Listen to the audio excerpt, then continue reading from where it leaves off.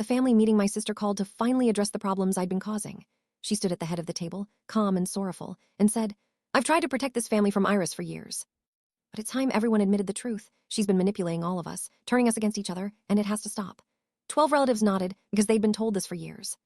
And I stood up and said, "You're right that someone in this room has been controlling this family for years, through secrets and fear. Let's talk about how. Let's talk about the recordings." My sister's calm, sorrowful face went very still. Let me back up. Because to understand how I came to say the word recordings and watch a room full of people flinch, each for their own private reason, you have to understand how my sister ran our family for years. How she made me the villain of a story she was secretly writing, and how I finally found the thing she'd built her whole quiet empire on. My name is Iris Cole. I'm 37 years old, and my older sister Delphine spent the better part of a decade controlling our family through fear and secrets, while convincing every single person in it that I was the manipulative one. This is the story of how she did it, why no one could see it, and what happened the day I finally understood that the sister everyone trusted was holding all of us by the throat, quietly, patiently, with our own secrets in her hand. Let me tell you about Delphine, because the whole horror of this is that she was beloved. Delphine was, to our family, the good one, the wise one, the one everyone confided in. She had a gift, a real one, for making people feel understood. She was the family confessor, the sister and cousin and daughter everyone went to with their troubles, their fears, their secrets. If you had a problem in our family, you told Delphine, because Delphine listened, Delphine understood, Delphine never judged. She built her entire identity, over decades, on being the person the whole family trusted with the things they told no one else. And that trust was the raw material of her power. Because Delphine wasn't collecting secrets to help people. She was collecting them to own them. I didn't understand this for years. For years, I just experienced the effects without seeing the cause. What I experienced was this. Our family was strange, tense in ways that didn't make sense. People behaved around Delphine with a deference that seemed excessive, an eagerness to please her, a carefulness. Relatives who privately complained about her would, in her presence, defer to her completely. There was a fear in the family that had no visible source, an unspoken understanding that you did not cross Delphine, and I could never quite locate where it came from, because on the surface, Delphine was nothing but warm. And I experienced something else, something more personal and more painful. I was, slowly and thoroughly, cast as the family problem. Over years, a story took hold that I was difficult, manipulative, that I caused drama, that I turned people against each other. I could never trace where the story came from either, because it wasn't attached to anything I'd actually done. It just existed and grew and hardened until relatives who'd once been close to me became wary, and family gatherings became occasions where I felt subtly watched, subtly blamed, subtly held at arm's length. I was the manipulative sister. Everyone knew it. No one could quite say what I'd done. But everyone knew. I spent years thinking I was losing my mind. I'd examined my own behavior obsessively, trying to find the manipulation everyone seemed to see, and I couldn't. I went to therapy. I apologized for things I couldn't identify. I tried to be softer, warmer, less difficult, and nothing worked, because the problem was never my behavior. The problem was a story someone was telling about me, patiently in private, to a family that had reasons to believe her. The someone was Delphine. Of course it was Delphine. But it took me years to see it, because Delphine was the good one, and I was the difficult one, and questioning the family confessor was itself proof of how difficult I was. Here's how Delphine actually operated, which I would only fully understand at the end. Delphine collected secrets, and she used them two ways. First, for control. If a relative crossed her, displeased her, threatened her position in any way, Delphine had leverage, a private knowledge of their affair, their debt, their addiction, the thing they'd told her in confidence years before and forgotten she held. She never had to make threats. The knowledge itself was the threat. Deferred to Delphine because Delphine knew things about them, and everyone in the family was quietly, separately afraid of what Delphine could reveal. And none of them knew that everyone else was afraid too, because Delphine's power depended on each victim believing they were the only one being held. And second, she used the secrets to isolate me, because I was the one person she couldn't fully control, the one who didn't confide in her, the one who saw her with a sister's clarity and didn't defer. I was a threat to Delphine because I didn't fear her, because I hadn't given her anything to hold over me. So she neutralized me the only way she could. She made me radioactive.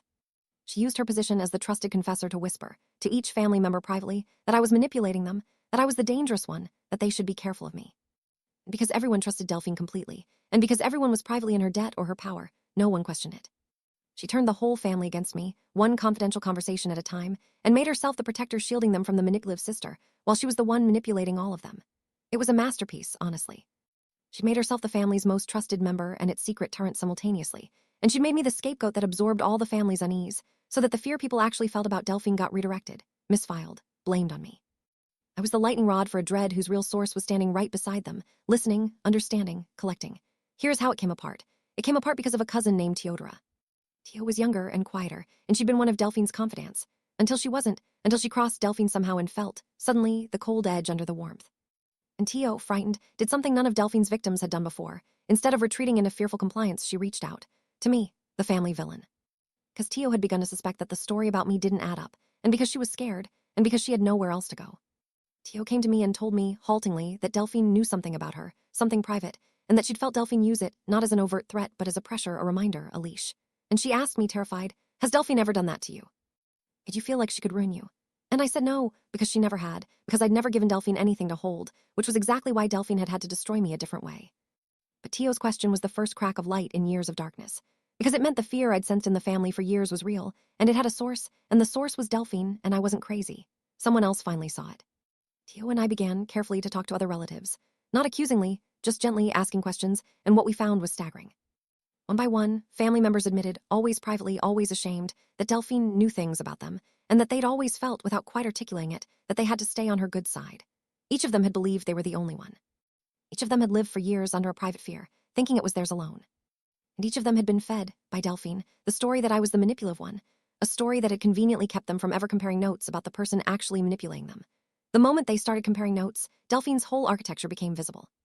A dozen people, each secretly controlled, each secretly afraid, each told the same lie about the same scapegoat. It was a pattern, and once you saw it, you couldn't unsee it. But a pattern of feelings isn't proof. And Delphine was formidable and beloved, and the family's habit of trusting her was decades deep. If we simply accused her, she'd do what she'd always done, turn it around, make it about my manipulation, use her credibility and our shame to bury it. We needed more than a dozen people's uneasy feelings. We needed to know how she was doing it, and we needed proof. And that's when we found out about the recordings. It was Tio, again, who found the thread. She remembered something that Delphine, in their confidential conversations over the years, had often had her phone out, taking notes, she'd say, or just resting on the table between them. And Tio remembered a specific time she'd said something to Delphine in confidence, and Delphine had later repeated it back to her almost word for word, with an accuracy that had seemed like closeness at the time and now seemed like something else, like a recording.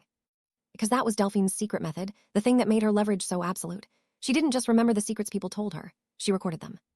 For years, in those intimate confessional conversations where the family poured out their hearts, Delphine had been quietly, systematically recording, building an archive of every family member's most private admissions, in their own voices, on tape.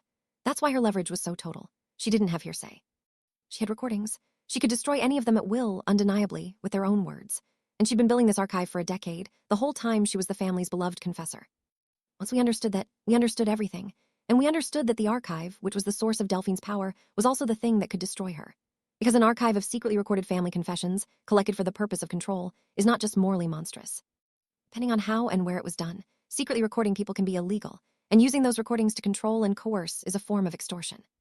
The very thing that made Delphine untouchable, the recordings, was, if it could be exposed, the proof of a serious pattern of wrongdoing.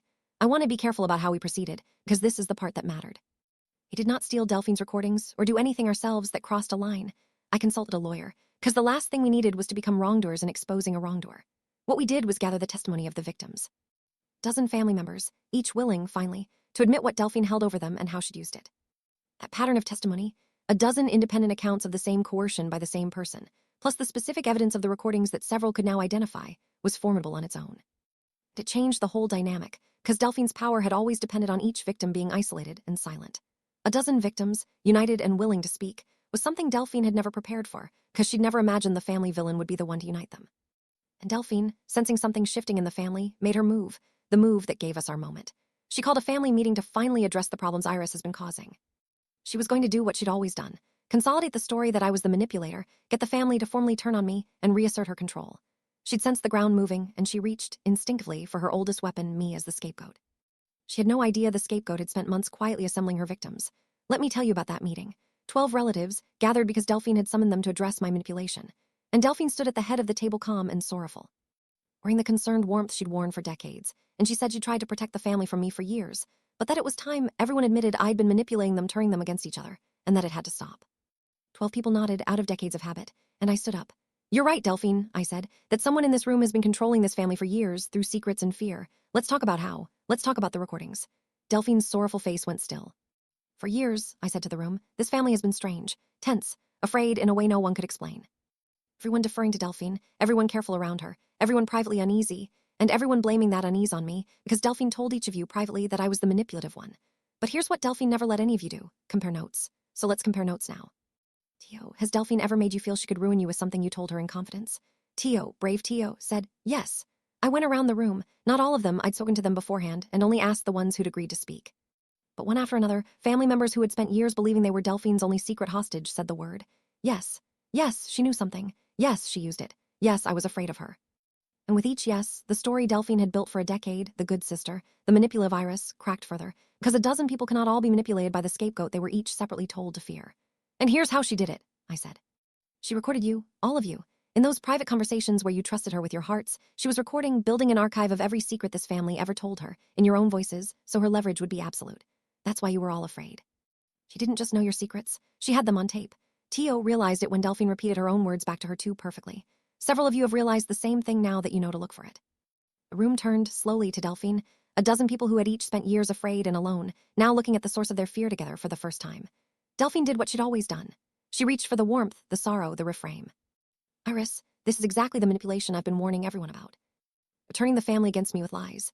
But it didn't work, because it had only ever worked in private, one victim at a time, and now the whole family was in one room, comparing notes, and the trick that requires isolation cannot survive a united audience. For the first time in a decade, Delphine's warmth landed on no one. Here is how it ended. Delphine's power collapsed completely, and fast, because it had always been a confidence trick that depended on secrecy and isolation. Once the family understood what she'd done, the recordings, the coercion, the decade of quiet tyranny, the framing of me to keep them divided, the deference evaporated, and what replaced it was fury. There's little a family forgives less than discovering that the person they trusted most was holding them hostage with their own confessions. The matter of the recordings was handled properly, with the lawyer's guidance. And secretly recording people for the purpose of coercion is, in many places, a serious legal matter, extortion-adjacent, and Delphine had exposed herself to real consequences by building her archive. I won't detail the legal process, but I'll say that the recordings, which had been the source of all her power, became the instrument of her downfall, and that Delphine faced consequences far beyond the loss of her standing in the family.